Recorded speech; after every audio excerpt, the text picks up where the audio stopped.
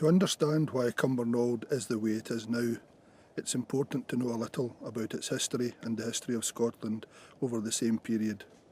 In short, Cumbernauld Development Corporation was created 100 years ago to design a new town intended to alleviate the overcrowding, ill health and poverty problems in Glasgow. In 1967, Cumbernauld was voted the world's best new town and was at the forefront of world architecture. But 50 years on, the town centre has fallen into disrepair, and with Glasgow's reduced population and higher living standards, Cumbernaulds reason for being no longer existed. It was consistently voted the worst town in Scotland and was due for complete demolition. At the same time, the Scottish Executive faced some tough decisions. Oil, coal, gas and uranium, the fuels that supplied Scotland with 99% of its energy, were running out, and the means by which these resources were produced, transported and used were destroying the natural environment. The move towards a more sustainable way of life was not only appealing, but was vital. Technologies existed to make strong steps towards a hydrogen economy, which wasn't heavily reliant on nuclear or fossil fuels, but free market constraints were seriously limiting their development. The country was headed for catastrophe, whether by global warming, rising sea levels, or economic collapse when fossil fuels ran out. The Scottish Executive had to find ways to steer the market in the right direction, and they could only do that in an independent Scotland.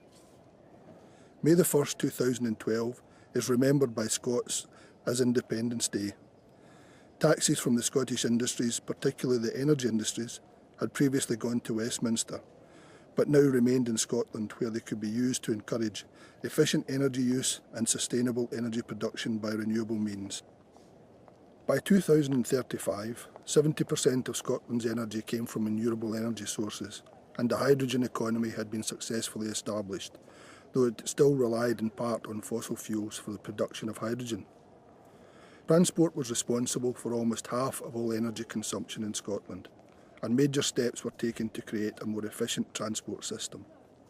For 15 years, the government had been developing and constructing a major magnetic levitation rail network, which linked all of Scotland's main population centres and had extensive connections to the main cities throughout the British Isles. At the centre of the system, where all the lines met, was Cumbernauld Town Centre, where a new transport terminal combining air, road, rail and waterways was under construction. Cumbernauld, a town designed around efficient mobility but in serious need of redevelopment, was ideally positioned to act as the heart of the new transport system. The new airport and the maglev network began operation at exactly the same time, a time when the government introduced heavy taxes on domestic flights and road travel. This meant that the 20 million air passengers who previously flew to domestic airports were much better off taking the maglev, as it was not only safer, quieter and quicker, but was also cheaper. It also meant that the majority of people who had previously driven between Scotland's cities could now get there in a fraction of the time and at a fraction of the cost. The majority of Scotland's freight moved from the roads onto the new high-speed lines, transporting their goods at 300 miles an hour instead of 60 miles per hour. The change was instantaneous and phenomenal, and within a year Scotland's energy consumption dropped by a staggering 40%.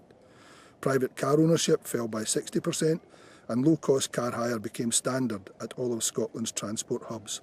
The network saw significant expansion throughout Scotland to make as much of the country accessible as possible for tourists and freight providers alike, and has allowed the Scottish economy to develop efficiently and sustainably.